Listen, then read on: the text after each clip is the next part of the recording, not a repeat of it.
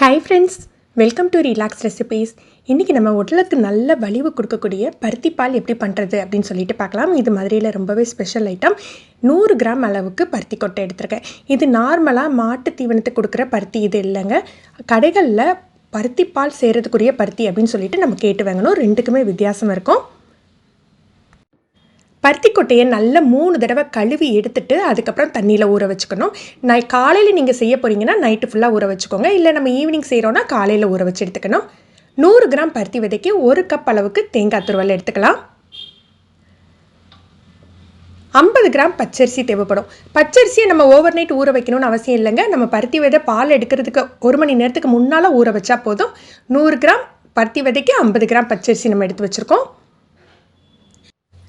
இப்போ இதை அரைச்சி பால் எடுத்துக்கலாம். நம்ம மிக்சியில் கூட அரைச்சி எடுத்துக்கலாம். தண்ணி சேர்த்து முதல் பால் 2ஆம் பால் ரெண்டுமே எடுத்து வச்சுக்கோங்க. இதான் நார்மலாக நம்ம மாட்டு தீவனத்துக்கு கொடுக்குற பருத்தி கொட்டைக்கும் இதுக்கும் உள்ள வித்தியாசங்க. இதில் ஊற வைக்கல பார்த்திங்கன்னா உள்ள ஒரு பருப்பு மாதிரி இருக்கும்.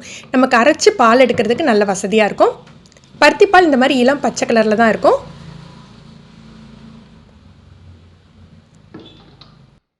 இப்போ நம்ம வெள்ளைப்பாக்கு எடுத்துக்கலாம். 100 கிராம் பருத்தி விதைக்கு 200 கிராம்லேருந்து 1/4 கிலோ அளவுக்கு வெல்லம் தேவைப்படும். கொஞ்சமாக தண்ணி விட்டு கட்டியாக கரைச்சி எடுத்து வச்சுக்கலாம். பாகு பதம் எதுவுமே தேவையில்லை.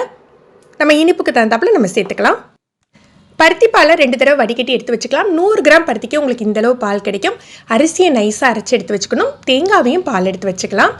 தேங்காய் பால் முதல் பால் 2ஆம் பால் எடுத்து வச்சுக்கோங்க. வெள்ளைப்பாக எடுத்து வச்சுருக்கேன். அது போக 1 ஸ்பூன் சுக்கு பொடி, ஒரு ஸ்பூன் ஏலக்காய் தூள், ஒரு அரை டீஸ்பூன் அளவுக்கு மிளகுத்தூள் எடுத்து வச்சுருக்கேன். இப்போ பருத்தி பாலை ஒரு அடிகனமான பாத்திரத்தில் சேர்த்துடலாம்.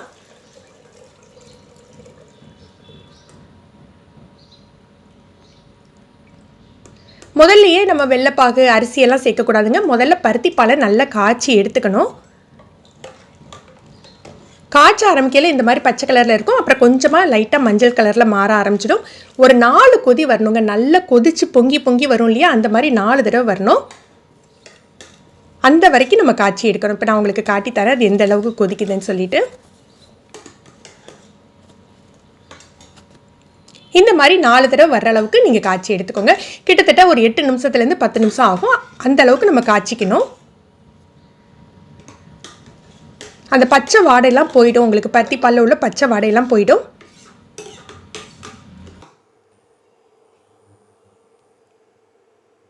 இப்போ நம்ம அரைச்சி வச்சுருக்க அரிசியை சேர்த்துக்கலாம். அரிசியை நல்லா தண்ணி சேர்த்து நீர்க்கத்தான் அரைச்சி வச்சுக்கணும்.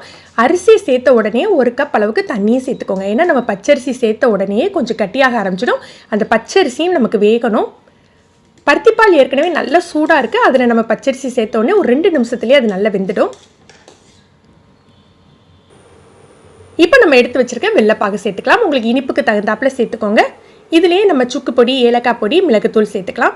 உங்களுக்கு இந்த சுக்கு மிளகெல்லாம் வாயில் வர்றது பிடிக்கல அப்படின்னா நம்ம வெள்ளைப்பாகு எடுப்போம் இல்லையா, அதுலேயே போட்டு கலந்து காய்ச்சிட்டு வடிகட்டி எடுத்து வச்சுக்கலாம். ஏன்னா சில பேருக்கு அந்த ஏலக்காய் இதெல்லாம் வர்றது அவ்வளோ பிடிக்காது, சாப்பிட்றதுக்கு டேஸ்ட்டாக இல்லை அப்படின்னு நினைப்போம். அவங்க அந்த வெள்ளத்திலே போட்டு கரைச்சி வடிகட்டிக்கோங்க. நல்லா கொதித்து செட் ஆகிட்டு கடைசியாக நம்ம தேங்காய் பால் சேர்த்துக்க போகிறோம். தீயை குறைவாக வச்சுட்டு தேங்காய் பால் சேர்த்துக்கலாம். தேங்காய் பால் சேர்த்த பிறகு ரொம்ப நேரம் கொதிக்க விட்டுட்டு இருக்கணும் இல்லைங்க. சில பேர் தேங்காய் பாலுக்கு பதிலாக தேங்காய் துருவல் கூட சேர்ப்பாங்க டேஸ்ட்டுக்காக. ஆனால் தேங்காய் பால் சேர்த்தா தான் இதில் சத்து ஜாஸ்தி. இப்போ நம்ம பருத்தி பால் ரெடி ஆகிடுச்சு. நம்ம எடுத்து 100 கிராம் அளவுக்கு 8 பேர்லேருந்து 10 பேர் அளவுக்கு நம்ம சாப்பிட்லாம். ஃப்ரெண்ட்ஸ், நீங்களும் ட்ரை பண்ணி பாருங்கள். எப்படி இருந்ததுன்னு கமெண்ட் பண்ணுங்கள். இந்த வீடியோவை மறக்காமல் லைக் பண்ணி ஷேர் பண்ணுங்கள். தேங்க்யூ.